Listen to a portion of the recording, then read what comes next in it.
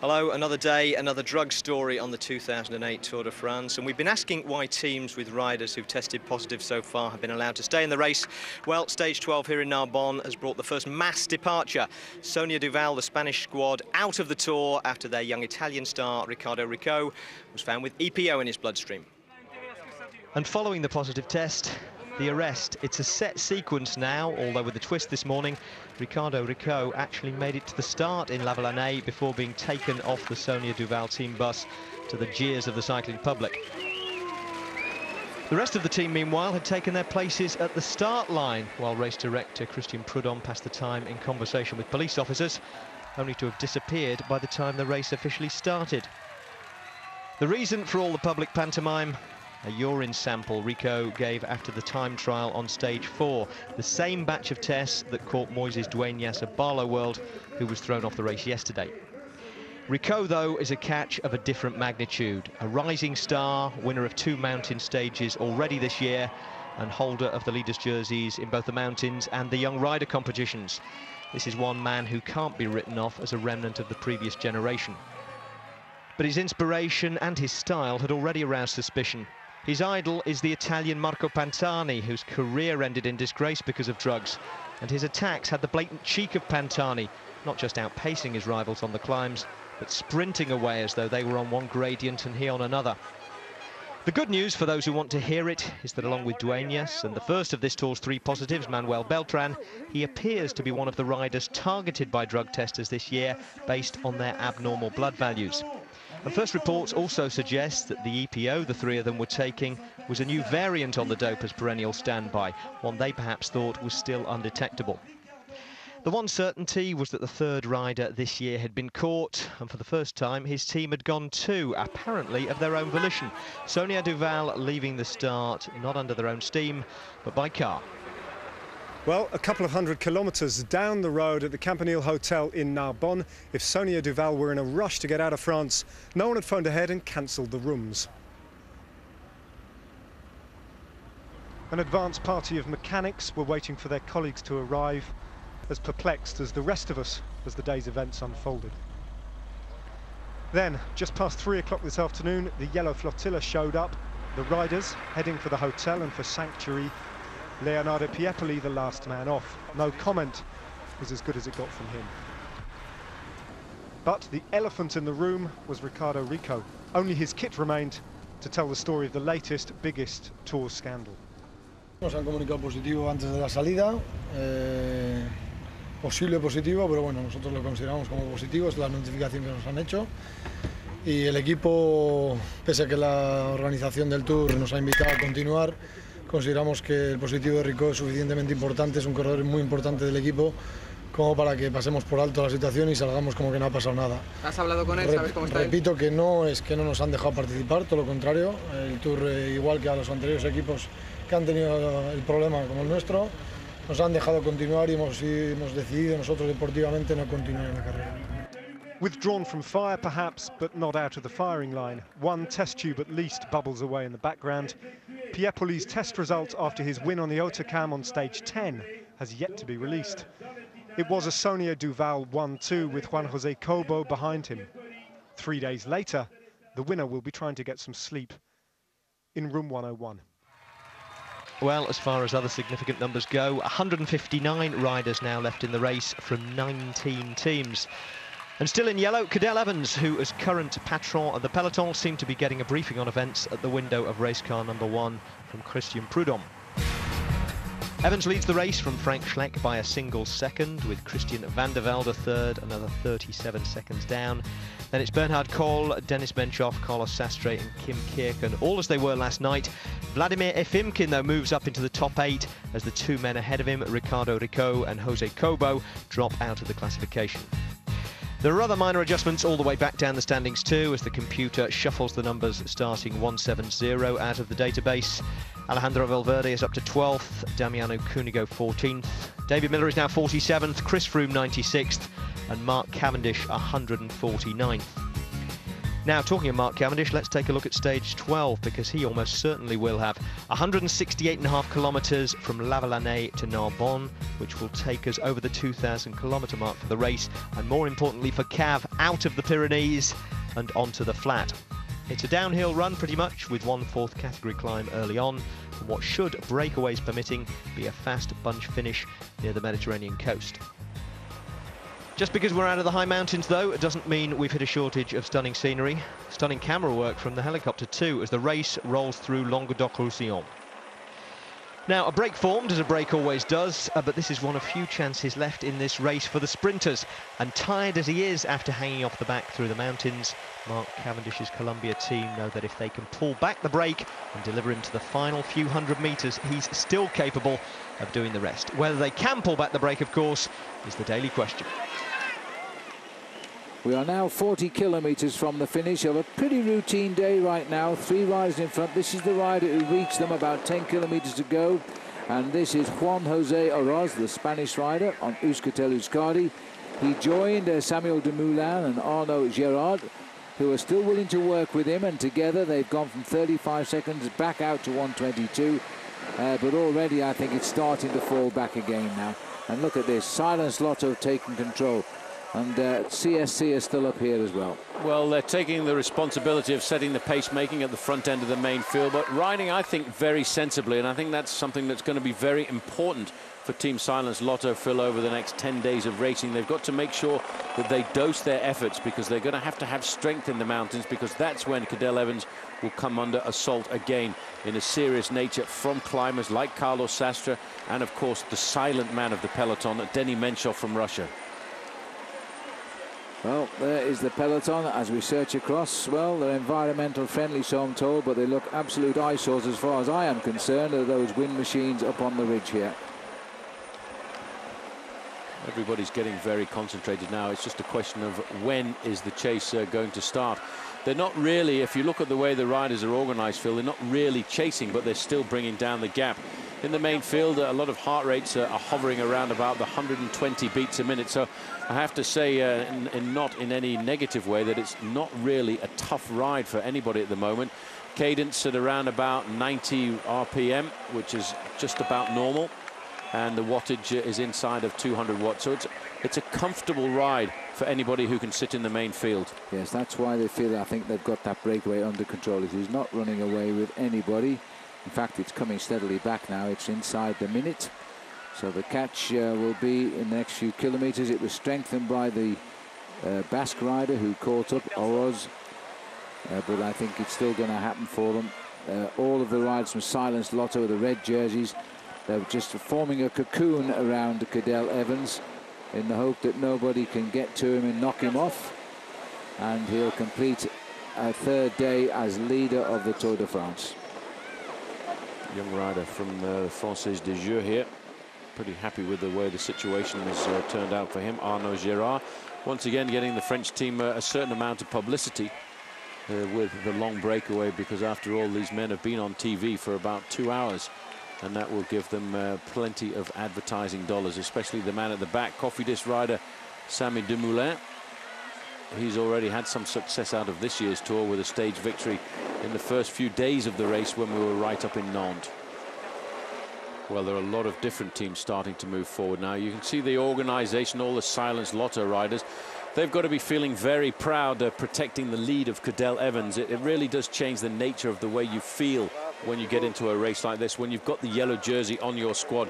And every one of these riders, when they move away from the Tour de France at the end of it, whether Cadel Evans wins or not, they can say that they raced in the Tour de France with the leader of the Tour on their squad. Well, Juan José Oroz in the breakaway here. He's had his birthday on the Tour de France, 28. And by the way, we may as well remind you, it's also the birthday of Leif Hoster today. He's 33. And he's a teammate of Cadel Evans and riding at the front end of the main field. And probably, I would have to say, Phil, probably one of the unluckiest bike riders when it comes to the Tour of Flanders, because he's getting right up there in holding a number of record second places. The almost man with 3 now, and he's never quite got it. And the effort it requires to get second, and then you have to think, gosh, I've done it again. I still haven't won this darn race. It's the race every Belgian cyclist wants to win. It's their Tour de France, really. Well, left turn down in this village as we swing away from yet another valley road off to the right there. Just look how that peloton stretches after they slow down for the left-hand turn. And how beckoning was that swimming pool? Yeah, wasn't it just? But it is a beautiful day now and not too hot. Well, looking at the leading riders here in the peloton behind, Phil, they've been consistently riding along at between 46 and 47 kilometers an hour. The majority of the pacemaking is still at the front, is being done by the Euskaltel-Euskadi rider Oroz, with about 43% of the pacemaking being done by him. And we work that out by taking approximately 10 minutes of footage that we look at and time who's been on the front of the main group for the longest period of time. So Oroz in the orange jersey there has been on the front of the main field for more than front of the breakaway for more than 40% of the time. Yes, he had to do all the work, but he chose to go up and catch them. There's Frank Schleck. Walked around the car park the other day because he'd lost the race lead by a single second and couldn't believe it. Meanwhile, life at the back of the peloton. This is Ballan, who was in the move yesterday and I thought might have won the stage. Wasn't to be. Finished 4th on the day, back with his team car, the team car of Damiano Cunego, who I think has lost the Tour de France after his journey through the Pyrenees, but it wouldn't surprise me in the least if he doesn't win one of the stages there, especially now that Rico has been ejected from the Tour. There's the 2 breakaways as we draw back. Here comes the cavalry. It is only 43 seconds. It doesn't look like 43 seconds. The camera lens foreshortening the distance a little bit, though. Well, you can still see the wind there, and the wind is really buffeting the riders. 31 kilometers, inside 20 miles to go now. Welcome back. Well, before we get to the emails, a quick reminder, next Wednesday, live coverage of the Tour de France, almost the entire stage, 5 hours, as we head to the top of Alpe d'Huez. Certainly not one to miss. And another programme not to miss is the same day, Wednesday at 8 o'clock, the great moments of the history of the Tour de France. That really is one not to miss. All right, let's get on with the emails then. The first one coming in today from Phil McEwen of West Wales. What has happened to Michael Rogers since he abandoned on the stage to Teen last year on the brink of a possible yellow jersey? Well, Phil, he did recover from the accident problems, but since then he's contracted Epstein-Barr virus, which has kept him out of action. Well, the difficult thing about that, Phil, is when you're training as an athlete with something like that, you can't recuperate, so he just couldn't get fit, and every time he started to find some kind of fitness, he just disappeared backwards again. But he did start to find form in the Dauphiné Libéré just before the start of the Tour de France, and we thought he was going to ride in the Tour, but he felt himself he wasn't yet up to it. But he will be riding the upcoming Tour of Ireland. That's right, and you can watch the Tour of Ireland here on ITV4 during the last week of August, also riding Mark Cavendish and David Miller. Let's have a look at question number 2. And this one comes in from Tim Balmer from Poole in Dorset. Has anyone ever produced cycling clothing with lightweight built-in armour to the shoulders and the hips? Judging by all the scars on the riders, the answer is no, but what is the answer? Well, the answer is 1 or 2 riders actually do wear a kind of undervest which slides against the jersey to prevent that kind of grazing, but the only sport in cycling, anyone on 2 wheels that uses any kind of defensive armour, is downhill mountain biking, where they are completely padded there, but that's a different ballgame. Absolutely. Question number 3 then, and this comes in from Nicole in Chalfont. How much are the riders paid a year? Well, this does vary a lot, but let's start with the domestiques to help us on a big team. Well, it's a massive spread, actually. Probably the lowest paid rider on the Tour de France would take home between £20,000 and £30,000. The highest paid rider on the Tour de France is the Spanish rider Alejandro Valverde, who takes home a cool £1.5 million. And at the height of his career, Lance Armstrong, with all of his endorsements, was earning £15 million a year. So you see, there is money in cycling after all that. All right, moving on, and this is from Sue from Lim. Looking at Cadel Evans' reaction yesterday to being touched on the shoulder, do you think it is a broken collarbone? No, the x-rays aren't revealing anything at all. He has had 7 broken collarbones, by the way, so he should know when he hasn't got one, but it is extremely painful. Very painful. It's a bruising, really, and I think over the days he is starting to get himself just that little bit better. Well, our last email, I think, is more an observation. It comes from Deborah in Putney, and she is asking, definitely for you this one, Paul. Back in 1980, Paul Sherwin came to a dinner dance at the Dursley Row Club in Gloucestershire. I was a teenager, and you made sure you had a dance with all of the girls. It was so sweet and memorable. I proudly tell my husband every year when you're on the telly. What have you got to say about that? Right. What have I got to say about that? Well, it's good that it was sweet and memorable. Is that it? That's about it. OK. He sends his best wishes to Deborah. Let's go back to the action. There's the 25 kilometres to go banner. These 2 riders have just gone through the sprint. No sprint at all. Dumoulin, Gerard, Oroz was the order over the line. So now they've gone through at 58 kilometres. Poor rider from Milram. We just heard his tyre go, and it went with quite a pop there, Paul. Peter Velits. That's sad. First Tour de France, and he's having a good one too. But he's still waiting for his team car. Well, he's not panicking. He's acting like a real professional. There's no good stopping until the team car gets right up behind you, and then the mechanic is ready to jump out of the car with a spare back wheel and throw it into the machine.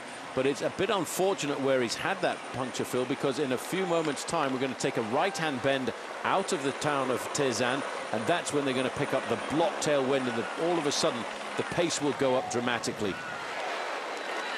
Look at the flags there. That's the indication that all of a sudden this right-hand bend is going to give them the full block tailwind. The pace will go up with the leading group of 3, but wait until you see the pace, Phil, in the peloton behind. Well, Rosa's got pretty excited here. He's really wound it up to a new speed level here. Dumoulin. The trouble is, little Sammy Dumoulin doesn't offer any windbreak for anybody. Smallest man in the Tour de France, but at least he can stand up proud and say he has got himself a stage victory under his belt. This is now just a little bit easier for the 3 men at the front end of the race, but I could see the nervousness in the peloton behind. They were waiting for this part of the course, and I wouldn't be surprised to see big Fabian Cancellara coming to the front. Well, if he sits there and rides like a world time trial champion he is, that will really string the field out. Here's the right turn here. 1 or 2 anxious to go across the central reservation there, so they don't lose contact with the tail of the bunch. Yeah, but look at that. All of a sudden, this is what they were waiting for. These guys knew what was going to happen, and from a compact main field, straight out into a long line. And up to 55 kilometres an hour. This is what they've been waiting for, and they've got to keep their sprinters in position at the same time. So they'll use certain riders at the front to make the pace. The other riders on the same team will look for the sprinters and keep them safe at the head of the field. Little compact group now forming at the front end of the peloton. A lot of riders are sharing the pace. Big teams are coming to the front end. There's the little move of the riders from CSC on the right. Case d'Epargne thinking about Oscar Pereira and Alejandro Valverde in the middle. Next along is Quickstep. They're thinking about their man Stegemans. Over on the right, of course, you've got Liquigas. Look at the movement. Everybody's moving up to the front end of the peloton now, and the gap is coming down to 42 seconds. 22 kilometres to go. Liquigas have got a good sprinter who hasn't really shown his colours in his first tour, Francesco Kiki. They've also got an opportunity in Pizarro who let the side down a bit yesterday. He made the breakaway, and we thought it was tailor-made for him, but he only crossed the line in 7th place. Well, the main field are picking up around about a 3/4 tailwind, and that is a fairly dangerous tailwind because it's going to push these riders up to 55 kilometres an hour. You can see the difference in speed. It's not having any effect on the lead of the 3 leaders currently, but very shortly I'm sure it will. Cancellara is in there. Nicky Sorensen in the red and white jersey, champion of Denmark. Every now and again you can see the riders just pinching their jerseys. Well, what they're doing is they're looking for the push-to-talk button on their two-way radios. They can talk to the team manager behind to get information to see what the time gap is doing. And there you just caught a quick glimpse of the arrière du peloton, the back end of the main field. That's certainly not the place to be right now. I think that shot there, a tracking shot from the helicopter, just gives you an indication of how fast these men are starting to wind themselves up. 25 kilometres to go, and that 25 kilometres should really, I think at speeds like this, be covered in around about half an hour. 20 kilometres to go. Well, these guys at the front here have picked up the advantage of a fairly rip-roaring tailwind, but I think in the main field behind there's a lot of teams getting very nervous, and they've also picked it up. You just have a look at that. You can see the speed. You can physically see the speed of the main field here, and they'll be touching 55, 56 kilometres an hour, which corresponds, I think, to around about 35 to 40 miles an hour. Just hope the helicopter doesn't blow all the grapes off here as he skims over the surface and goes across the tail of the peloton. Up in the distance, just around those little trees on our left, are the 2 leaders. These boys are absolutely flying now. I'd like to have a speed clock on them just now. Well, I've got a quick look, Phil. It's 64 kilometres an hour is the average speed of the 3 leaders. Now, that is 40 miles an hour. And that's because of the slight tailwind that we're picking up at 20 kilometres to go. Their advantage is still locked in at 40 seconds. Now, the middle week of the Tour de France is where this country gets to seriously show off. Still reeling from the grandeur of the high mountains, they now decide to throw the kitchen sink at our senses.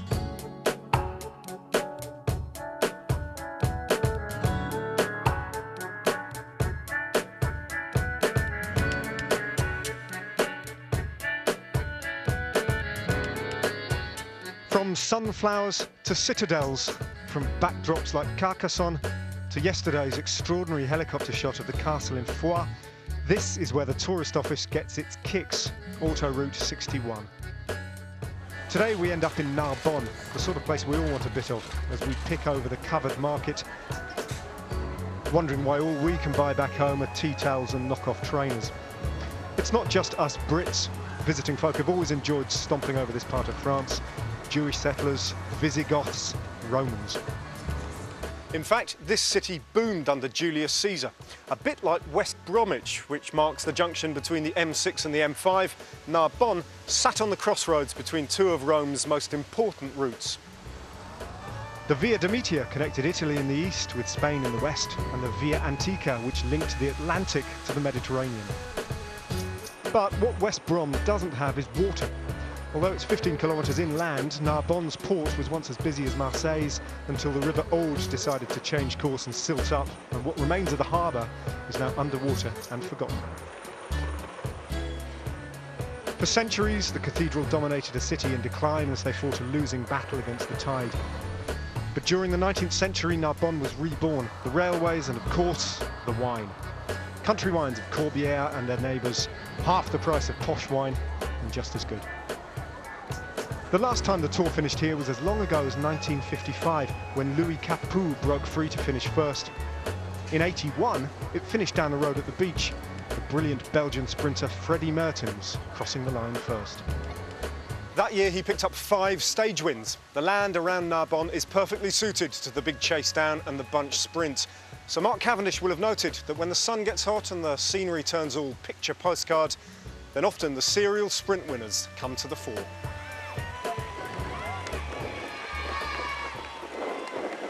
There's the 15 kilometres to go banner, and these boys are showing some resistance here as we spin off around. Take a look at the Chateau de Saint-Martin-de-Toc, as the riders are just below this chateau now at 15 kilometres to go. Yes, just checking out the chateau there. It fell into ruin way back in the 18th century, but it was bought in 1990 and fully restored, and today it's actually a private residence. Quite magnificent. They're still making a meal of the catch, Oroge Gérard de Moulin, but the sprint there, 900 metres, perfectly straight. Well, there's a lot of riders on the front end of the main field now, Phil, starting to get themselves pretty organised. I've noticed the pale blue jerseys of Team Columbia. Now, I'd expect them to maybe take up the reins of pacemaking at around about 7 or 8 kilometres to go. But there's a lot of riders from Liquigas, and they could well be trying to set the race up for their sprinters here this afternoon, because Liquigas, as you mentioned a couple of times, have got a very fast sprinter in the form of Francesco Chicchi, and he is the kind of rider who will come out of the pack here this afternoon. You've got Rabobank over on the left-hand side. They're looking after their man, and here he is, Oscar Freire in the green jersey. There's a lot of organisation at the front end of the field. All of the teams of the sprinters are waiting for the moment that they want to take the assumption of responsibility of the pacemaking at the front. And Barlow World, the team has been devastated in this race. 4 riders left. I just spotted Robbie Hunter, their sprinter, also trying to salvage something from this year's Tour de France, and then near the front. There's a lot of riders here now who believe they can win. It is off a right-hand bend, straight up 900 metres. Not a blip on the horizon as they head up towards that finish. Still a little matter of 14 seconds. These 3 leaders rather are riding terrifically quickly to hold off the field here. It's going to be around 10 kilometres before they catch them. Well, just looking ahead there, you can see the red car, and the riders, in fact, I think now, Phil, are behind that red car. There's a slight incline here. The heart rates are really starting to hot up here. We're looking at 44 kilometres an hour. The heart rate on Ronnie Schultz is 170 beats a minute now. He's just tickling the red zone at the top end of that. Yes, he's through the yellow, that's for sure. 14 seconds. They're still sticking to the guns, these boys, and they're going to try and make it as best they can. The Abbey of Fontfroid tucked away in the small valley of the Corbière Massif. Isn't that beautiful? And the riders won't even see that. Inhabited by the community of monks way back in 1093. It's been around for some time.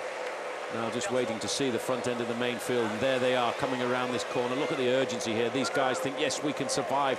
It's really a question of panic now for Juan Jose Oroz on the front in the orange jersey of Euskaltel. But the charge of the light brigade is going on behind, because these men, the front end of the main field, are now trying to pull it all back together.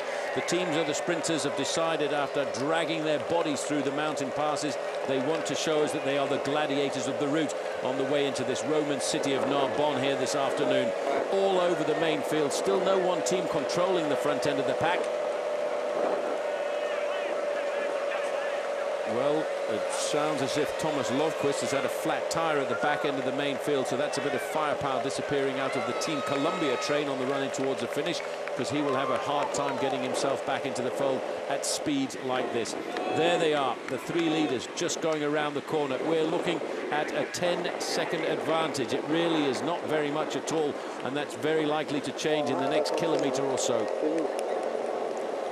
O'Grady riding in front of Fabian Cancellara, riding in front of Frank Schleck in the red, white and blue jersey, champion of Luxembourg. There is the prey that these riders have been looking for. My calculation now has it down to just 5 seconds. The race referee's car has moved in front. There's only one motorbike now in the gap, and that's a television motorbike bringing us images from the front end of the main field. And shortly, I'm certain that we will see those three leaders back into the fold. But which team is going to control the pacemaking, Phil, over the last few kilometres? Can't survive much longer, Paul. Sure, it's about 8 seconds. You can almost touch them now, but they really have made them work to catch. Well, always a nice sight. Why shouldn't they? Why should they give it to the sprinters? Well, you want to win this race, you've got to come and pull us back into the fold if you want to. They're looking over the shoulders. That's always a bad sign. That a bit of a blow to the morale when you're working as hard as you can. Your body's screaming out in pain and agony to stop, and you can see the peloton boring down upon you. This is the county of the Qatar, a great history here, the Department of the Aude. At least they've managed to prove the computer wrong, because they've already gone through. The computer said it was going to be 11 kilometres before. Now it's coming up 10. Well, that was the banner there of 10 kilometres to go as we looking at 6 seconds. I reckon it's a little less than 6 seconds. The main field, just look at them there, all across the road now, Phil. They are waiting for the moment to pounce, and they're coming forward. And there's a different team on the front end of the main field. And I think we can now announce, as the Italians would say, Gruppo Compacto. And what a long breakaway again. Oh, he won't give up. He will not give up, this man, the little man with the big heart. As Samuel Dumoulin refuses, he makes them work every inch of the way to snap at their back wheels. But it's all over now. And I don't think they'll have the legs to hang on to this race now, because they're going to push 60 kilometres now. Check out Stewie O'Grady on the front here now, behind those dark, shiny glasses of his. He's keeping the pace nice and high. They want to try and organise something if they can here this afternoon. That's the speed of the main field now. We're looking at approximately 40 miles an hour, 60 kilometres an hour as we charge into town. Welcome back. Well, it's all shaping up nicely for a big, fast bunch finish here on stage 12 in Narbonne, and that could present Mark Cavendish with his chance for an historic hat-trick of Tour stage wins. No other British rider in history has managed 3 in a single Tour. And the big question, I suppose, is how much the Pyrenees have taken out of Cav's legs. Well, we spoke to him at the start this morning. He says he is a few percent below his best, but he still reckons a few percent below his best is faster than everybody else. Let's see if he can pull it out and make it 3. Liquigas now on the front end of the peloton, followed by Team Quickstep, followed on the right-hand side there by the riders from Team Columbia. I'm looking to see where, there he is, at the back of the line of the pale blue jerseys there. That is Mark Cavendish. He's waiting for his men and his team to line it up for him to see if he can win number 3. It's Agri Toubel who's now also driving this on. Jimmy Casper, a man who is nearly last in the race classification, but can pack a punch in the sprint finish. The team trying to put him in position. Where are the men of Team Silence Lotto looking after Cadel Evans? He needs to have somebody in front of him here, Phil, to pace him up to the front end of the pack, because if there's a split on the run in towards the finish, 1 second is the click of a finger. Absolutely, and they've just left him here. Have they moved across to help Robbie McEwen? But Cadel, he's following the wheel there of, I think it's Fabian Cancellara, but the thing is, and you see there's another rush up the inside. He's got to be very careful now. He's exposed here, but there's the man he's a second ahead of, Frank Schleck, riding on the back wheel of Cadel Evans. 6 kilometres to go, the field all together, but it looks a really dicey moment out there as Team CSC tried to guide their sprinter through. Stuart O'Grady's done a great job on the front, trying to keep this pace so high, nobody can come and join him here. And that's the attitude now. It's a bit of a pressure moment for him there now. Look at this, Frank Schleck moving up to the front end of the main field. He knows there's only a second between the two of these riders. In the back of my mind, Phil, I feel that this is a little bit of a psychological warfare, a psychological battle that Team CSC are taking to Cadel Evans. They've got to watch this, you know. The 3 kilometre rule will apply today, so he's got to get into that 3 kilometre zone, and then if anything happens, he'll get the same time. Cadel Evans is absolutely right to lock on to Frank Schleck. He's making it quite clear, Paul, he does not want to give away this yellow jersey. He does not want to lose the golden fleece, the maillot jaune, which he garnered on the slopes of Hautecam, which he pulled away from the shoulders of anybody else in the bike race. Frank Schleck thought he'd got it, but Cadel Evans dearly wanted it. You can see the organisation now, the riders in the pale blue jerseys of Team Columbia. That is the team, and there's a lot of riders from Team Columbia at the front of this pack, Phil. They're going to try and line it out for Mark Cavendish. Right. Sammy Dumoulin, goodbye. That's what happens. Very well done, though, Sammy. I think he'll finish it the most aggressive rider of the day. I counted 8 of the 9 riders on Team Columbia who've got the way to the front here. Now they've got control of the front at 4.3 kilometres to go. Mark Cavendish looking to do the impossible. No British cyclist has ever won 3 stages in the same Tour de France. And what group of men has he got in front of him? This is big Adam Hansen now making the turn, but they are now being challenged in their organisation by Team Liquigas. You dare not relinquish control at speeds like this, because if you do, it becomes very chaotic in the sprint behind. Adam Hansen says, OK, well, you carry on for a bit, but I'll take over later on. So Liquigas trying for possibly Kiki there, but Adam Hansen is trying to keep the line going. He's the big lead-out man, the big power man, who can hold high speed for a long time. He'll peel off about 2 kilometres out. Over on the left-hand side, you can see 2 riders in the pale blue together. That's Gerard Cholik and, of course, Mark Cavendish. This is the roundabout at 3.5 kilometres to go. It's a long, straight line now, Phil, for 2 kilometres.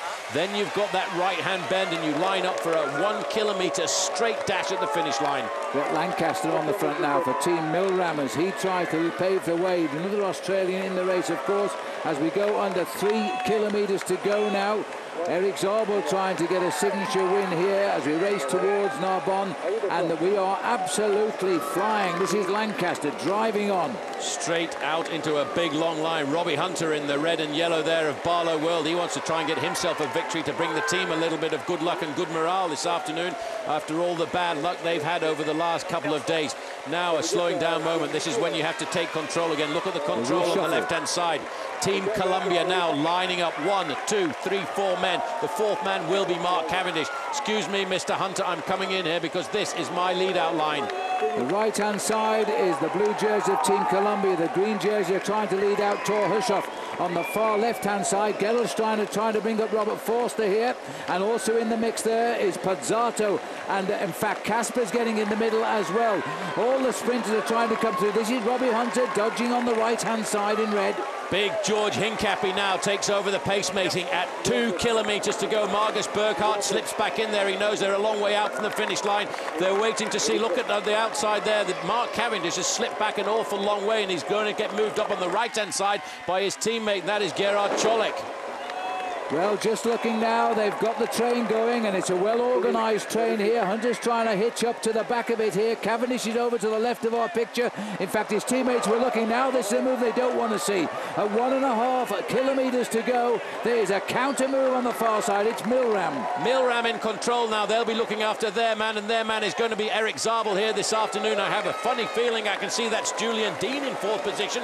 The Kiwi national champion is looking for a victory here this afternoon for Garmin Chipotle, but right behind him, queuing up the big men from Quick-Step. They've done this so many times before for Tom Boonen. Today they're going to try and do it for Stegemans. And right in the middle of the mix there is Robbie McEwen. But this is the right-hand turn, a wide sweep by some of the riders there. They've managed to correct it. Cadel Evans lost a lot of places, but he's safe in the peloton here now as the acceleration comes from the front.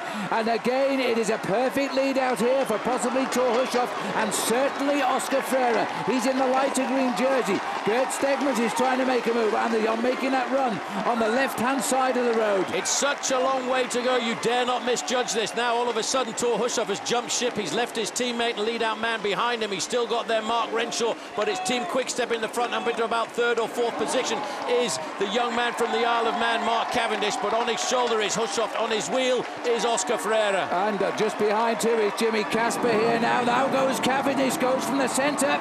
This is a perfect lead out, and this is how he goes, and beat that. He is the fastest man in the world right now, Mark Cavendish. There's nobody even comparing. Mark Cavendish becomes the first British cyclist to ever win 3 stages in a Tour de France. He's done it for the American team Columbia, and they wanted him to give up and go to the Olympic Games. Not chance, no chance. No chance at all. There's a lot of pressure on this young man from the United Kingdom to leave the Tour de France behind and go and concentrate on the Olympic Games. But this man, Phil, is on the top of his game at the Tour de France. 3 is what he's trying to tell us. 3 stage victories in a single Tour de France ahead of Eric Zabel and Oscar Freire and Thor Hushovd. This was a great performance. The team did a great job for him. But just have a look at it one more time. You can see the acceleration there coming forward of Sebastian Chavanel. And then all of a sudden, the man from the Isle of Man, he feels the instinct to go. He can feel the challenge over on the right-hand side. But once he sees the door opening right in front of him, he kicks. The turbo whistles, and all of a sudden, he can see the finishing line. He looks under his shoulder. Any shadows? No shadows. I've got this one in the bag. Win number 3. Well, on the finish line, Mark Cavendish's first hug of celebration was with Bernhard Eisel, the man who nursed him up the climb to Otakam and kept him in the race so that he could make history. Even the yellow jersey seemed pleased. There's confirmation of the result. For the 3rd time this tour, it's Cavendish ahead of a changing cast of men in his wake. Sebastian Chavanel, the closest to him today, ahead of Gert Stegmans, Eric Zabel and Oscar Freire, the green jersey. Cadel Evans made sure he finished just close enough to the front to keep out of danger. He was 20th. Let's hear from the man who was first. Mark, when's it going to sink in? You've created a real bit of cycling history in Britain there. 3 wins on the tour. No one has done that before. Yeah, well, I knew I could do it. I knew with the team I had I could do it, you know, and for sure that was the hardest of my wins, but it's still first across the line, so I'm very happy. Your team have told me today that you said over radio early on that you knew you were going to win again today, and you actually told them over radio. Is that true? Yeah, I made another joke. I said, let's play a little game today. Who's got the predictions for the day? And then, yeah, you know, so I didn't put money on myself this time, but, you know, we still paid off and we still won, so. Did you ever doubt yourself? Because your team found it hard there in the final kilometre. It didn't quite go according to plan, did it? No, you know, I doubt myself. I don't know. You know, I never doubt myself. I know that. You know, I especially don't doubt my team. They did a perfect job, but it was really hard. It was really windy, and obviously I'm tired after the Pyrenees, and yeah, for sure, I think it showed how tired I was. Instead of winning by 3-4 bike lengths, I won by 1 bike length today. So I know I've asked you every day about whether or not you're going to continue, and the Pyrenees were hard, but did you ever consider knocking it on the head and going home? Yeah, it's looking increasingly more likely. I'm not going to make it to Paris. I'm really tired now, you know, but we'll see how it goes. The next 2 days aren't due to be that hard again, so see if I can recover, and then we'll see what happens. Well, you've not only exceeded expectations, you've absolutely smashed them on this Tour de France. You must be delighted with yourself. Yeah, I know, more delighted with my team more than anything. You know I could do it. I think no matter whether anyone said I was cocky or not, I think I've proved that I've got a right to be cocky now, you know, and I can be content, and my team can be content, and that's that. And so, in the sunshine here at Narbonne, Mark Cavendish has now achieved something no other rider from the United Kingdom has ever done. He has now won 3 stages of the Tour de France in the same year. And he did it with an incredible sprint finish. He clearly is now the fastest cyclist in the world over that last 200 metres. Well, his next target, I suppose, is Barry Hoban now, because Barry won 8 stages of the Tour de France, and there's nobody in between 3 and 8. So a good end to a day that couldn't have started much more miserably. No effect on the top of the standings though. Cadel Evans still has that 1 second lead over Frank Schleck, with Christian van der Velde, Bernhard Kohl, Dennis Menchoff, Carlos Sastre, Kim Kirchen and Vladimir Efimkin all where they were at the start of the stage. The same applies pretty much all the way down the line, except for Chris Froome, who's up 1 position to 95th, and Mark Cavendish, who moves up 2 places, he's 147th. So a second day in yellow for the pre-race favourite, and a pretty uneventful one, at least on the bike. Cadel Evans spoke to Ned. Cadel, congratulations, another day in yellow. How are you feeling? How's the yellow jersey feeling for you? Oh, I'm trying to enjoy my time in yellow. It's an honour in our sport, an honour I think nearly above any other accolade in our sport. For me, staying safe and looking forward towards the Alps. How's the shoulder? Getting better, fortunately. Hopefully 100% for the Alps. Now, it's been a tough day for cycling again. Rico, you had first-hand experience of him on this Tour de France in the mountains. Does it surprise you, given his performance? Oh, of course I have an opinion, but on such a sensitive issue I don't want to comment. I'm very sorry for the image of cycling. Well, discretion and possibly his PR advisor getting the better of Cadel Evans there, which is a pity because it would have been nice to hear what the race leader really thinks about the events of today. We have incidentally belatedly heard from the Tour organisation. Patrice Clerc of the Tour's parent company ASO is having a press conference right now, and this is how he started it. C'est une situation, je crois qu'on peut aujourd'hui saluer. Pourquoi? Parce que ça prouve que dans ce pays, dans notre pays aujourd'hui, eh bien, l'ensemble des acteurs prouvent qu'ils veulent lutter efficacement contre le dopage. Et cette lutte, elle ne peut pas se faire qu'en étant sans un certain nombre d'accros. Vous ne pouvez pas imaginer que d'un coup de baguette magique, d'un coup, on va transformer le monde du sport et le monde du cyclisme. Ça prendra du temps. Mais je pense que ce qui se passe cette année montre qu'on se rapproche de plus en plus d'une situation acceptable. Well, Patrice Clerc, not surprisingly, putting a positive spin on today's events. We will bring you more on what he has to say in tomorrow's programme. Before we go tonight, though, let's squeeze in the... Now, let's have a look ahead to tomorrow. We're up over 2,000 kilometres already on this race, and there are another 182 facing the riders on stage 13 from Narbonne to Nîmes.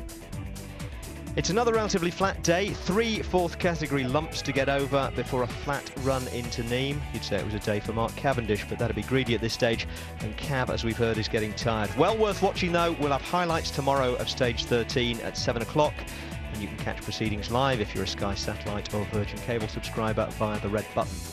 Don't forget, next Wednesday, by the way, we've got a special live show for stage 17. Narbonne up to Alpe d'Huez will be on all day, starting at noon and taking in the Col du Galibier, the Col de la Croix de Fer, and the final famous climb up to Alpe d'Huez. Any withdrawal symptoms you're suffering in between programmes, itv.com/tour for emails and the podcast. You know, we were all set today to open up with Mark Cavendish and his chances of an historic hat-trick. Then Rico hijacked proceedings with his positive drug test. One more reason to despise the departed Italian, not for spoiling our running order, but for taking the edge off our enjoyment of a piece of history, and perhaps in the process casting suspicion on anyone who does something exceptional in this race. But then Rico's achievements were always suspicious, even though without hard evidence there was no reason to question them in public. There's no reason to question Mark Cavendish's achievements, full stop.